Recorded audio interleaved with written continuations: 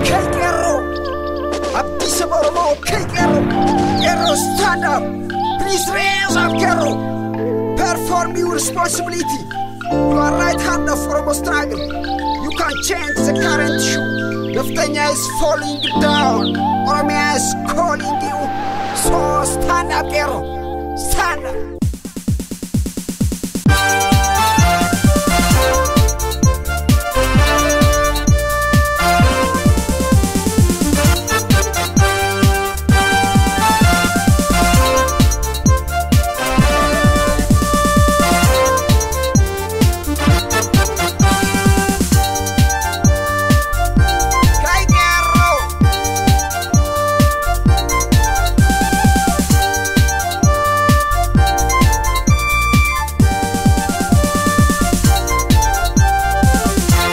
Dina jala bobba afgal tisani fini saati jiran qabso wal jaarani saba sanif jejala tan lubbu qani isin cina jirra jennan qerrodani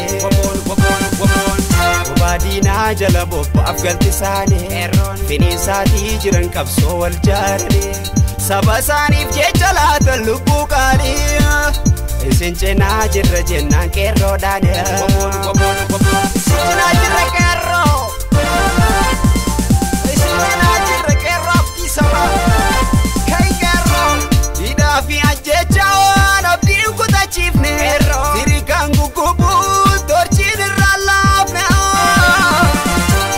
Ida fi ajecha wana abdi kuta chifne, siri kangu kubu torchin ralafne. Barum sarras kutu, kai kerro dochani. Maltu irra hafe lubus balesa barum sarras kutun samu adochani maltu irra hafe lubus balesa kero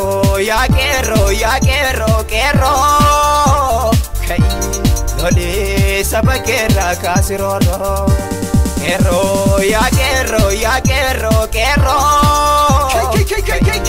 lole sabakera kasiroro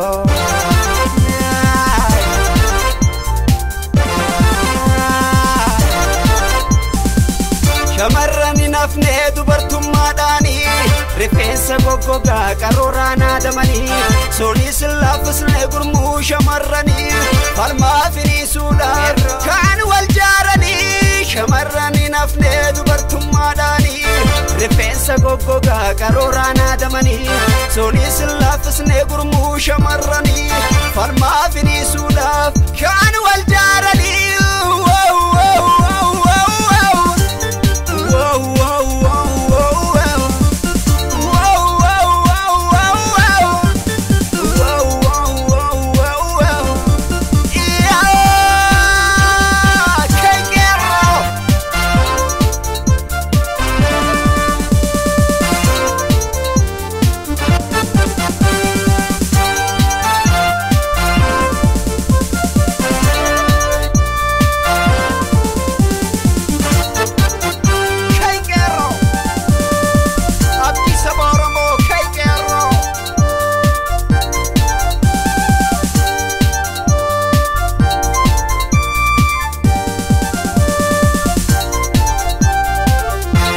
Dina jala bobba afgal tisani fini saati jiran qabso wal jaarani saba sanif jejala tan lubbu qani isin cina jirra jennan qerrodani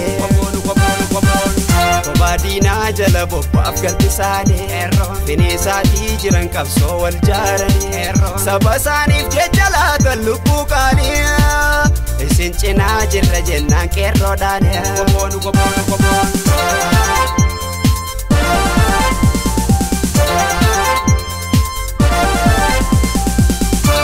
Kana bakalane goni kero wani dadarar sajiru falma finisane Kana bakalane goni kero wani dadarar sajiru falma bigilchane Tarreda patani kayo firirani bilisumma sabab lubbu dabarsani Tarreda patani kayo firirani sabab lubbu dabarsani ero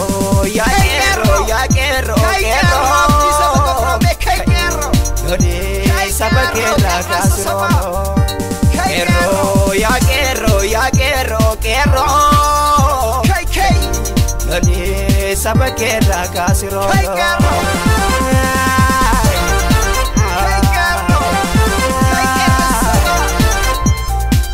shamarranii nafnee dubartummaadhaanii rifeensa goggogaa qarooraan haadamanii sunis laafisnee gurmuu shamarranii falmaa finiisuudhaaf kaan wal jaaranii barataa barsiisaa shamarran dargaggoonni lubbuun laman duutu jechuun dhaadatanii